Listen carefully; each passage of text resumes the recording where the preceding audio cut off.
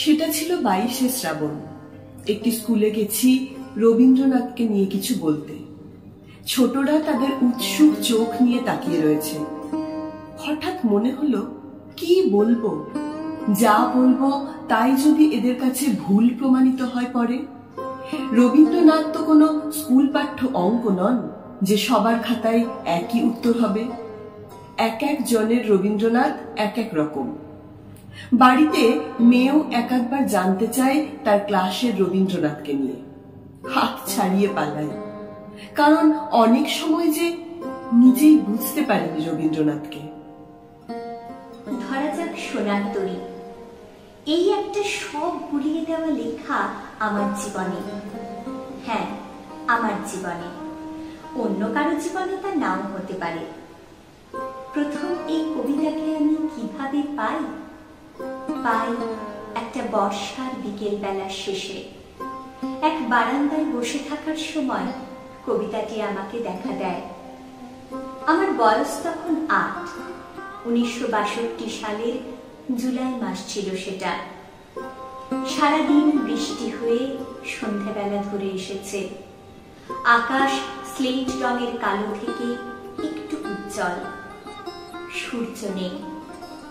আমার মা কবিতাটি পড়ছিল সঞ্চয়িতা থেকে উচ্চারণ করে করে।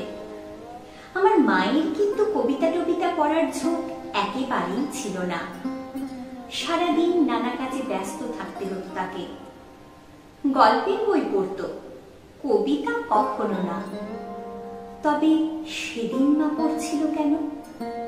পড়ছিল আমার বাবার কথা মনে করে। এপ্রিল মাসে বাবার মৃত্যু হয়েছে। বাবার ছিল ওই কবিতা বলা, গান গাওয়ার স্বভাব। এক একটা মানুষ থাকে না, সারাদিন বাড়িতেই থাকে, ফুল গাছ লাগায়, বই পড়ে, গান গায়, কবিতাও পড়ে, কিন্তু কিছু করে না। বাবাও সেই রকমই ছিল। প্রায় কালো হয়ে আসা আকাশের নিচে গাছপালারা যখন সারা দিনের বৃষ্টিতে ভেজা, তখন সেই কবিতার শেষ লাইনগুলো শুনতে শুনতে আমার মনে হয়েছিল এই কবিতাটি আমার বাবার মৃত্যু নিয়েই লেখা। শ্রাবণ গগন ঘিরে ঘন মেঘ ঘুরে ফিরে, শূন্য নদীর তীরে রহিনু পরি, যাহা ছিল নিয়ে গেল সোনার তরী। বুকের মধ্যে কি একটা চাপা কষ্টের গুরুভার। আমাদের ছোট ওই সংসারের মধ্যে বাবা ছিল একটা আনন্দের উৎস।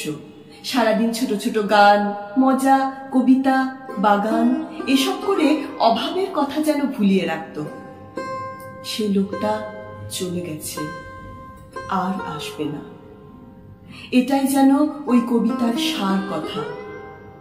স্নেহ হারানো, শোক পাবার কবিতা হয়েই ওই সোনার তরী রইল আমার কাছে। তারপর বয়স বাড়ল। আস্তে আস্তে বইপত্র ওইটাতে গিয়ে দেখি কি ভয়ানক সব তর্কাতর্কি হয়ে গেছে ওই কবিতা নিয়ে।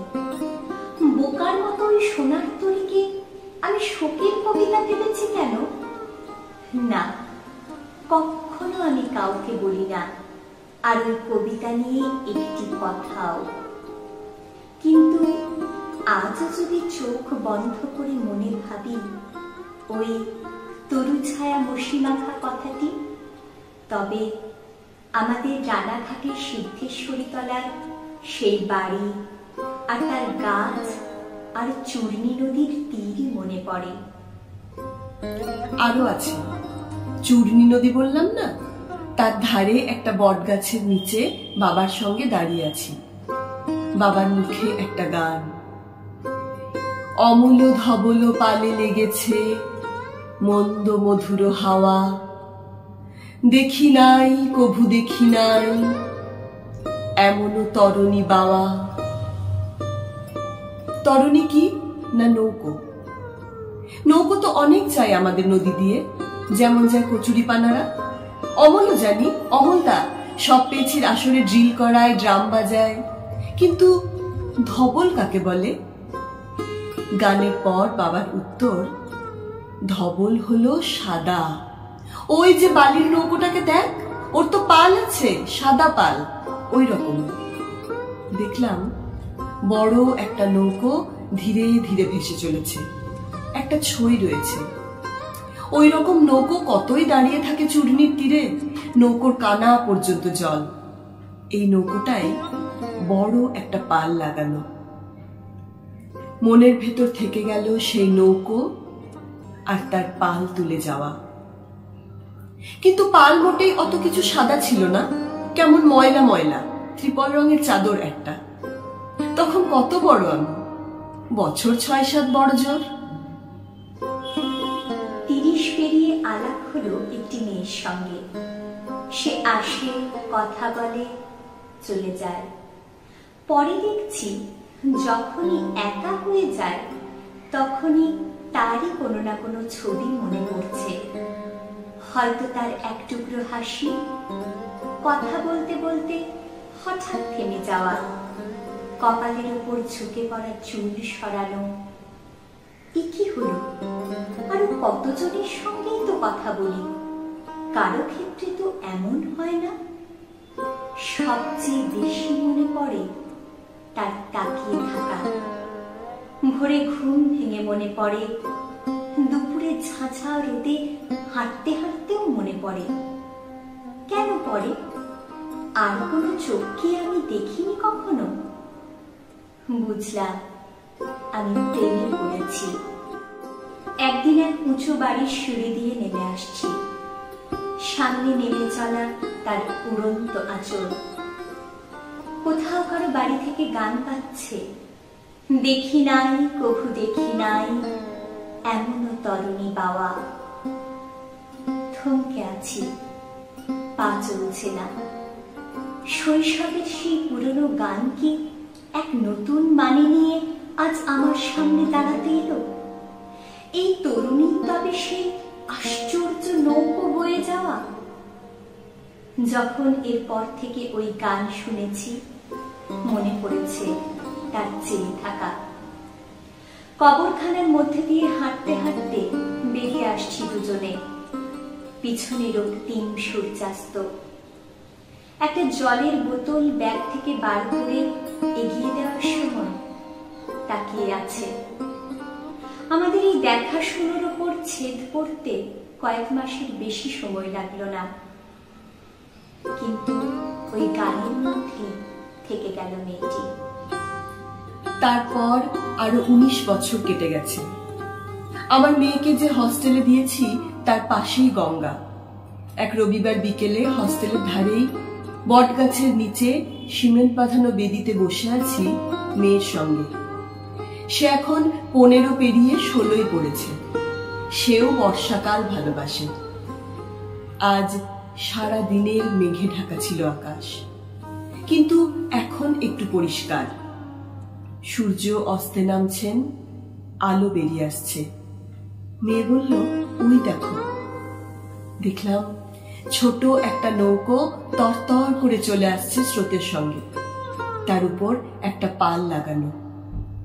মেয়ে গাইতে শুরু করলো, অমল ধবল পালে লেগেছে মন্দ মধুর হাওয়া, দেখি নাই কভু দেখি নাই এমনও তরুণী বাওয়া। ও শেখে টেখে না, শুধু শুনে শুনে জানে।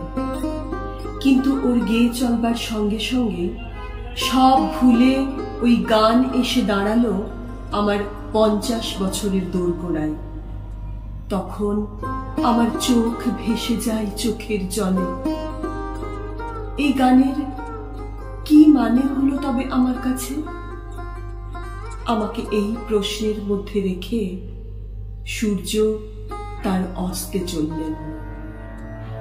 পিছনে ঝুরিছে ঝড়ো ঝড়ো গুরু গুরু দেয়া ডাকে,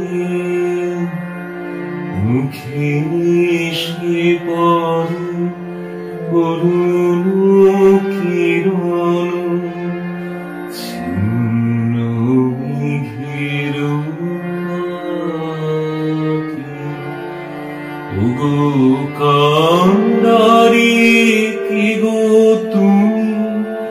কার হাসি কান্নার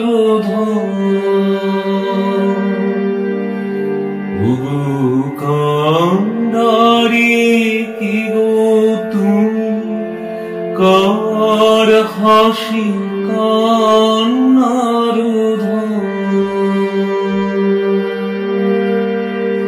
ভিড়ে মরে মোর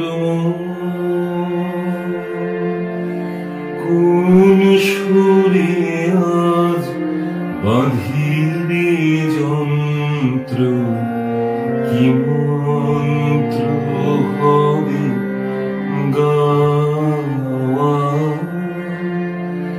দেখি নাই কবু দেখি না এমন তরুণী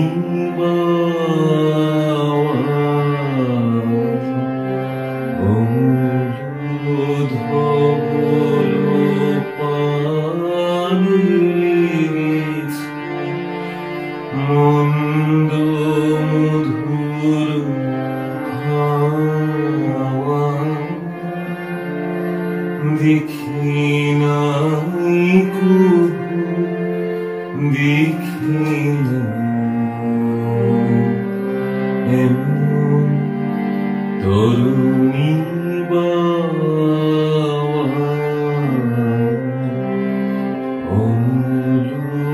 ধবল পানি